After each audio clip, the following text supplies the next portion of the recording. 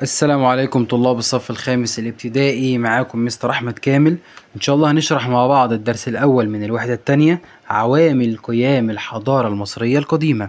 طيب زي ما احنا متعودين، تعالى نشرح العنوان الأول عشان نفهم احنا هنتكلم عن ايه. عوامل قيام الحضارة المصرية القديمة، يعني ايه الحاجات اللي خلت الحضارة المصرية تقوم؟ ايه الحاجات اللي ساعدت المصريين ان هم يعملوا حضارة زي اللي عاملينها وبنشوفها النهاردة؟ طيب قبل ما نعرف ايه هي الحاجات دي، تعالى نعرف يعني ايه كلمة حضارة اصلا. ايه تعريف كلمة حضارة؟ حضارة يعني وليكن لو احنا نبص في الشوارع وفي الآثار اللي احنا بنشوفها، الحاجات اللي عملها المصريين القدماء بنقول دي تبع الحضارة المصرية. يبقى الحاجات اللي أنتجها المصري القديم دي بتعتبر حضارة، سواء كان المعابد أو المباني اللي انت بتشوفها ماديا كالمباني والعمران، او ثقافيا زي العلوم، الحاجات اللي كانوا متميزين فيها. خلاص. والفنون، الحاجات اللي كنا بنشوفها فيها زي فن الرسم والنحت والحاجات اللي زي دي. خلاص. طيب فلما اجي اقول لك ما المقصود بالحضارة، هي كل ما انتجه الانسان، سواء كان ماديا كالمباني والعمران او ثقافيا كالعلوم والفنون. ده تعريف الحضارة. طيب التعريف ده مهم جدا ويتحفظ. لو جيت بصيت عندنا في مصر، هنلاقي عندنا في مصر ربنا في مصر رزقنا ببيئة بتتميز بالجمال الطبيعي. المصري القديم كان ذكي جدا، قدر ان هو يوظف الطبيعة دي بجمالها، وقدر انها يخلط عليها او يزود عليها نوع من انواع الذكاء اللي موجود عنده، وهو ذكاء الحضارات. الذكاء اللي بيدفع الانسان ان هو يعمل اعمال تخلد لالاف السنين، زي ما احنا بنشوف النهارده بنلاقي الحاجات بتاعتهم بقى لها 3000 سنه و6000 سنه و7000 سنه. خلاص. فهنا لما اجي اقول لك النتائج اللي ترتبت على اجتماع ابداع المصري القديم، ان هو ابدع بذكائه مع جمال الطبيعه، الاتنين دول لما اختلطوا ببعض عملوا لي ايه؟ عملوا لي حضاره ادى ذلك الى قيام حضاره ابهرت العالم، اللي هي الحضاره المصريه القديمه. يبقى تاني السؤال، ما النتائج المترتبه على اجتماع ابداع المصري القديم مع جمال الطبيعه ادى ذلك الى قيام الحضاره المصريه التي ابهرت العالم باثارها العظيمه. طيب تعال نشوف بقى ايه العوامل اللي ساعدت او ايه الحاجات اللي ساعدت الحضاره المصريه القديمه انها تقام. في عندي نوعين من العوامل، في عندي حاجة اسمها عوامل طبيعية، وعندي حاجة اسمها عوامل بشرية. عوامل طبيعية من اسمها كده، هل أنا كإنسان تدخلت فيها؟ لا طبعا. العوامل الطبيعية ديت من صنع الله، من خلق الله، حاجة ربنا منحها لمصر. والعوامل البشرية يبقى أكيد أنا كبشر تدخلت فيها، ده يعتبر كفاحي واجتهادي وإبداعي، استخدمته عشان أقدر أوظف الحاجات الطبيعية اللي ربنا اداهالي دي في حاجات مفيدة وكويسة. يبقى هاجي أقول لك هنا من العوامل الطبيعية التي ساعدت على قيام الحضارة المصرية القديمة، تقول لي عوامل طبيعية وعوامل بشرية. طيب تعال نشوف بقى إيه العوامل الطبيعية دي وإيه هي العوامل البشرية. أول حاجة عندنا من العوامل الطبيعية هو نهر النيل. النهر اللي بيتميز بوجود المياه العذبة، النهر اللي خلى فيه عندي حاجة اسمها سهول فيضية، عملت لي تربة خصبة. فهنا عندي مياه عذبة وهنا عندي تربة خصبة. يبقى الإنسان لو قعد في المكان ده، هل هيسيبه ويمشي بعد المميزات الطبيعية دي ولا هيستقر؟ لا طبعا هيفضل موجود وهيستقر. فنهر النيل هنا ساعد المصري القديم على قيام الزراعة وعلى الاستقرار، انه لما قعد اتعلم ازاي يزرع وبدأ ان هو يستقر. حاجة تانية، بدأت الناس بقى تتعلم مع بعضها كده ان هم يعملوا الجسور والسدود. ده الجسر او السد ده بيتعمل عشان نخزن بيه المية، عشان لما يحصل عندي جفاف ما يبقاش فيه مية خالص، نستخدم المياه اللي اتخزنت ورا السد ده في مثلا ري الأراضي الزراعية، ان احنا نسقيها مية. يبقى الحاجة التانية اللي ساعدني فيها نهر النيل هو التعاون لبناء الجسور والسدود. طيب حاجة التالتة، نهر النيل عندي هنا لو بصيت على الخريطة اللي قدامك دي، لو انا ركبت مركب من الحتة دي وفضلت ماشي بالمركب كده، هوصل فين هنا؟ ايه المحافظة، اخر محافظة في مصر على نهر النيل من هنا؟ محافظة اسوان. يبقى انا ممكن استخدم نهر النيل ده كطريق تجاري. برافو. يبقى انا عندي هنا نهر النيل ساعدني على التواصل ما بين شمال مصر وجنوبها. طيب يبقى تاني لما اجي اقول لك بما تفسر أهمية نهر النيل، هو نهر النيل مهم في إيه؟ أو أهمية نهر النيل بالنسبة للحضارة المصرية القديمة. هل نهر النيل مهم بالنسبة للحضارة بتاعتنا؟ مهم جدا. 1. ساعد على الزراعة والاستقرار. 2. التعاون لبناء الجسور والسدود. 3. التواصل بين شمال مصر وجنوبها. دي أهمية نهر النيل عندنا، اللي هو أول حاجة من العوامل الطبيعية. طيب تاني حاجة من العوامل الطبيعية اللي ساعدت على قيام الحضارة المصرية هو المناخ. مناخ مصر المعتدل. اعتدال المناخ في مصر ده هو اللي ساعد المصريين على إبداعهم وابتكاراتهم وعلى العمل والمثابرة والكفاح. فلما أقول لك ما النتائج المترتبة على مناخ مصر المعتدل، هو ايه اللي حصل لما بقى عندنا مناخ مصر معتدل؟ اقول له ادى ذلك الى مساعدة المصريين القدماء على العمل والابتكار، او العكس، ابتكار وعمل، قول اللي يريحك. خلاص كده؟ طيب ده كده بالنسبة للمناخ. طيب حاجة تانية بيقول لي ان مناخ مصر الجاف ده اللي ساعد على بقاء الآثار المصرية حتى الآن. ثانية يا مستر، انت لسه قايل من شوية ان مناخنا معتدل، رجعت ليه في كلامك وجاي بتقول له انه جاف؟ لما اقول لك مناخ مصر المعتدل يبقى انا هنا اقصد اعتدال درجة الحرارة، لكن لما اقول لك مناخ مصر الجاف، الجفاف ده ممكن اقوله على مين؟ على المياه، فانا هنا اقصد الامطار والمياه العذبة. خلاص كده؟ فهنا المناخ الجاف من ناحية الامطار ومن ناحية المياه، خلاص ده مصر بتمتاز بيه ان هو مناخ جاف. غالبيه الاراضي المصريه عندنا صحراويه، الصحراء الشرقيه، الصحراء الغربيه، شبه جزيره سيناء فغالبيتها صحراويه، يعني شبه جزيره سيناء 6% من مساحه مصر، الصحراء الشرقيه 22% من مساحه مصر، الصحراء الغربيه حوالي 68% من مساحه مصر. كل اللي انا قلته ده مش عليك، بس انا بعرفك ان في مساحه مهوله جدا من مصر صحراويه، واللي باقي حوالي 4% احنا بنعيش عليهم. عشان كده بنقول ان مناخ مصر عندنا ايه؟ جاف. طيب المناخ الجاف ده هو اللي ساعد الآثار بتاعة المصريين القدماء إنها تقعد بال3000 سنة وال7000 سنة. فلما أقول لك ما النتائج المترتبة على مناخ مصر الجاف، تقول لي أدى ذلك إلى بقاء الآثار المصرية حتى الآن. خلاص كده؟ إن الآثار المصرية لسه موجودة لغاية النهاردة. تعال اجيب لك السؤال بطريقه مختلفه. اجي اقول لك ما النتائج او ما العلاقه بين مناخ مصر الجاف والاثار المصريه؟ هل في علاقه ما بين مناخ مصر الجاف وما بين الاثار المصريه؟ طبعا في. اقول له ساعد مناخ مصر الجاف على بقاء الاثار المصريه. ادي العلاقه اللي ما بينهم. يبقى دي كده تاني حاجه من العوامل الطبيعيه ساعدت على قيام الحضاره، نهر النيل والمناخ المعتدل. تعال نروح للحاجه الثالثه، موقع مصر الجغرافي. الموقع الجغرافي ده مصر من ميزتها انها بتقع بين 3 قارات، قارة افريقيا اللي احنا بنعيش فيها، وقارة اسيا اللي هي موجودة على الشرق من عندنا، وقارة اوروبا. يبقى مصر هنا بتقع في وسط قارات احنا بنسميهم قارات العالم القديم، اسيا وافريقيا واوروبا. مصر ملتقى قارات العالم القديم، ملتقى يعني هي في النص ما بين ال3 اللي هما مين؟ اسيا وافريقيا واوروبا. طب بقى انا بسميهم ايه القارات دي؟ بسميهم قارات العالم القديم. خلاص كده؟ طيب السؤال هجيبه لك ازاي؟ اجي اقول لك ما النتائج المترتبه على موقع مصر الجغرافي؟ هو ايه اللي حصل لما موقع مصر الجغرافي المتميز ده بقى موجود عندنا؟ ده ساعدنا في ان احنا نتاثر بالحضارات المحيطه بينا. هو كان في حضارات جنبنا يا مستر؟ كان في حضارات جنبينا، حضاره بلاد فينيقيا وحضاره بلاد العراق، وكان في حضارات تانية حوالينا مش احنا بس. التاثر والتاثير بالحضارات القديمه، ان احنا بنأثر في غيرنا، بياخدوا حاجات من عندنا وبيعملوا زينا وبيقلدونا يعني، واحنا برضو بنتأثر بيهم، ممكن احنا نقلدهم ونعمل زيهم في حاجات. خلاص كده؟ ده معنى كلمة التأثير والتأثر، ان احنا بنعمل زيهم هما بيعملوا زينا يعني، او بيحصل ما بيننا تبادل تجارة، ان انا اشتري منه حاجة وهو يشتري مني حاجة. ده التأثير. فلما اقول لك ما النتائج المترتبة على الموقع الجغرافي لمصر، تقول لي ادى ذلك الى زيادة التأثير والتأثر بالحضارات القديمة. طيب اجيب لك السؤال بطريقه مختلفه، بما تفسر اهميه موقع مصر الجغرافي؟ هو موقع مصر الجغرافي مهم ليه؟ اقول له لانه ساعدها في التاثير والتاثر بالحضارات القديمه.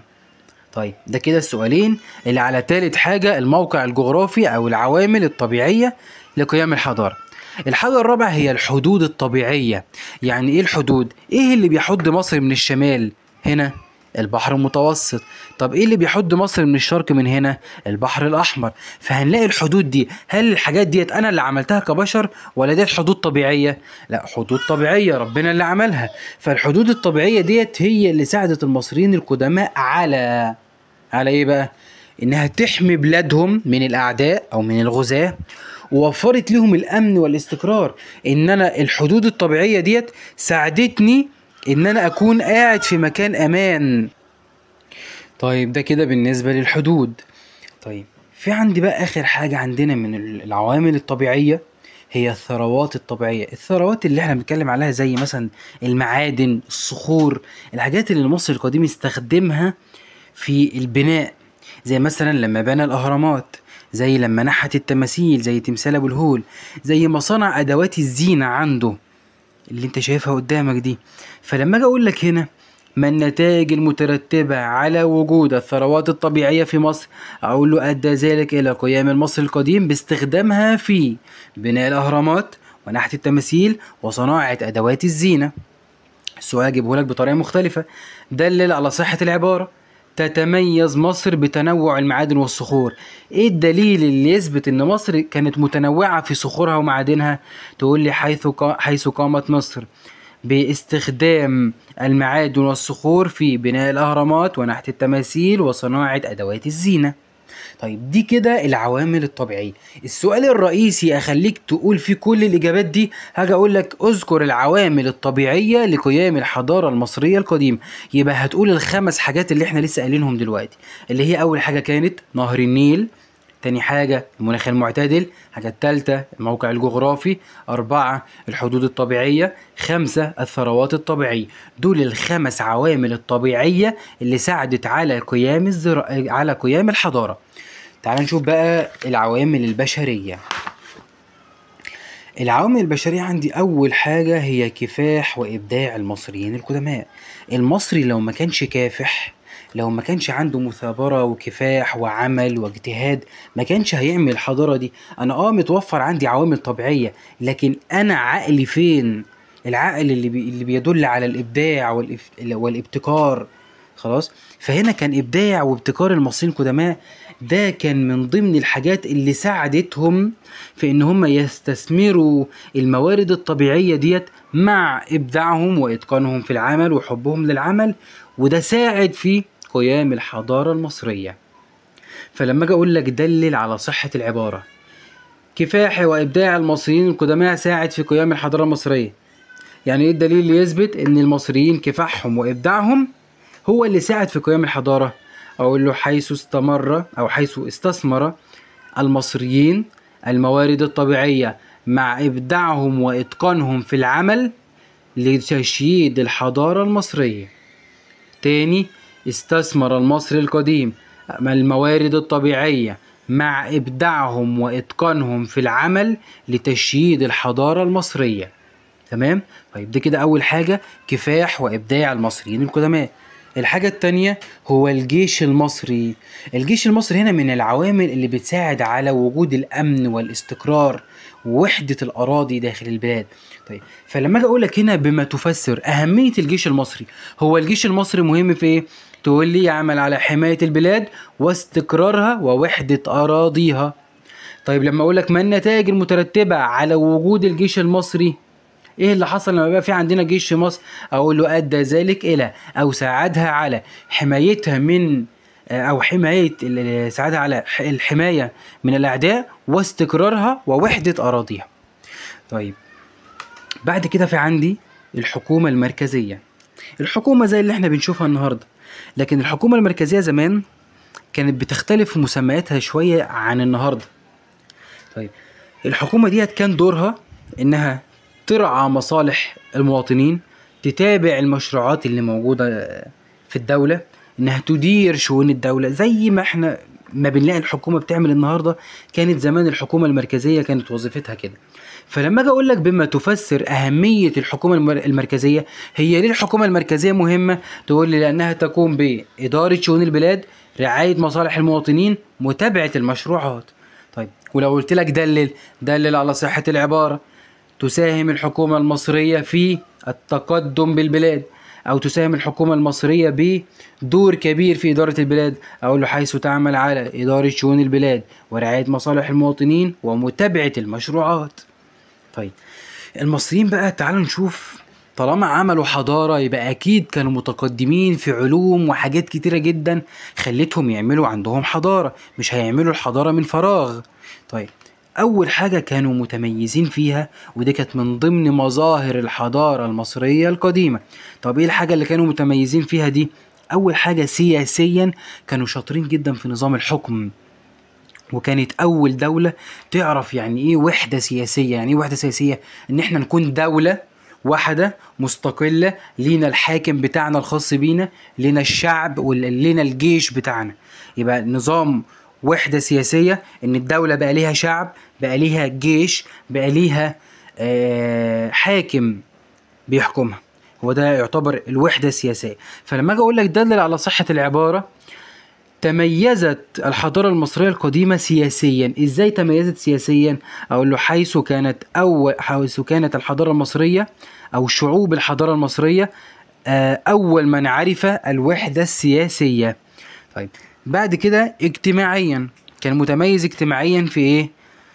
اجتماعيا كان عندهم ترابط اجتماعي، والترابط الاجتماعي ده كان جاي من نتيجة حاجة اسمها الترابط الأسري.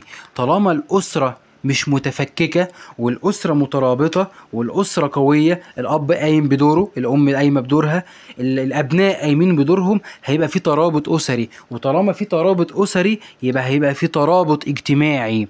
فلما أجي أقول لك دلل على صحة العبارة، تميز المصريين القدماء اجتماعيا، أقول له حيث عرفوا الترابط الاجتماعي الناتج من الترابط الأسري، أو تميزوا بالترابط الاجتماعي الناتج من الترابط الأسري.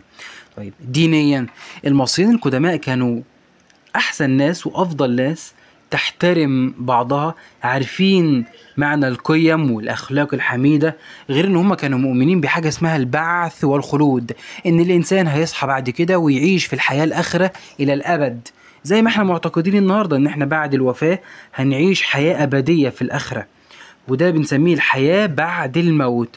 فلما اجي اقول لك دلل على صحة العبارة، تميز المصريين القدماء دينيا، اقول له هنا حيث تمسكوا بالقيم والاخلاق الحميدة، خلاص، اعتقدوا بالحياة بعد الموت.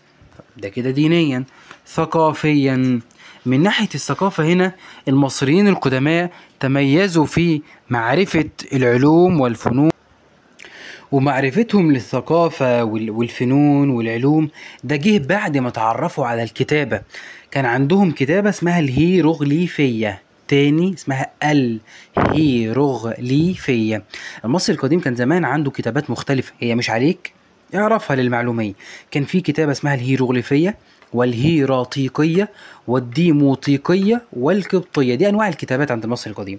بس اللي انت تعرفه دلوقتي هي الكتابة الهيروغليفية.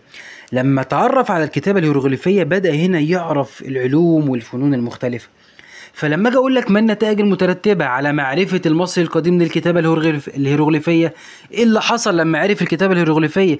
ادى ذلك الى تميزه في الكثير من العلوم والفنون المختلفة. طيب تاني هحط لك هنا دلل على صحة العبارة، تميز المصري القديم ثقافيا، أقول له حيث تميزوا في كثير من العلوم والفنون المختلفة ومعرفتهم للكتابة الهيروغليفية. هقول كل ده في سؤال دلل. آخر حاجة عندنا اقتصاديا، تفوق المصري القديم اقتصاديا. لما أكلمك عن الاقتصاد يبقى هكلمك عن الزراعة والصناعة والتجارة. خلاص كده، دي الأنشطة الاقتصادية اللي عندنا. بالنسبة للزراعة، المصريين القدماء اهتموا بالزراعة وتطوير نظم الري، يعني ازاي ان احنا نسقي الأراضي الزراعية وخلافه، واهتموا بالأراضي الزراعية. الحاجة التانية اللي هي الصناعة، اهتموا هنا بالصناعات زي صناعة الفخار، الفخار ده اللي هو عامل زي الطبق بتاع الطاجن او بتاع القله اللي كنا بنشرب منها زمان، والنسيج اللي هي مثلا صناعة الملابس، والحلي اللي هي الحاجات اللي احنا بنتزين بيها سواء كانت الفضة أو الذهب وخلافه. يبقى الزراعة اهتموا بتطوير نظم الري، الصناعة أتقنوا الصناعات مثل صناعة الفخار والنسيج والحلي. فلما أقول لك هنا دلل على صحة العبارة تنوعت الأنشطة الاقتصادية عند المصريين القدماء، تقول لي حيث اهتموا بالزراعة بتطوير نظم الري، والصناعة بصناعة الفخار والنسيج والحلي. برضو نفس الإجابة لما أجي أقول لك دلل على صحة العبارة تميز المصري القديم اقتصاديا، برضو هتقول اللي أنا قلته في الزراعة والصناعة. طيب التجارة يا مستر، أقول لك على حاجة، إحنا الزراعة عندنا متقدمين فيها ومتميزين فيها، والزراعة إحنا ممكن نستخدم منها حاجات في الصناعة زي مثلا القطن ممكن نستخدمه في الصناعة، والكتان القطن والكتان والحرير، الحاجات ديت ممكن استخدمها برضو في الصناعة. طيب الصناعة عندي موجود فيها منتجات صناعية كتير، زي مثلا زي ما قلنا ولكن القطن والكتان دول بستخدمهم في صناعة النسيج وجبتهم من الزراعة وموجودين عندي هنا بقوا صناعة، بقوا منتجات اهو. طيب هي المنتجات دي هتعمل فيها ايه؟ هركنها؟ لا، هبيعها. فهنا طالما نشطت الصناعة يبقى هتنشط الايه؟ التجارة. فلما اجي اقول لك ما النتائج المترتبة على تنوع الأنشطة الاقتصادية عند المصريين القدماء، هو إيه اللي حصل لما الأنشطة الاقتصادية عند المصريين القدماء تنوعت اللي هي الزراعة والصناعة؟ أقول له أدى ذلك إلى ازدهار أو نشاط التجارة مع الحضارات المجاورة. خلاص، أدى إلى ازدهار التجارة المصرية مع الحضارات المجاورة، إن الحضارة بتاعتنا بقت النشاط التجاري عندها مع الحضارات اللي حوالينا بقت مزدهرة وقوية، إن إحنا بنشتري منهم وهم بيشتروا مننا وخلافه. بكده نكون انتهينا من درس النهارده.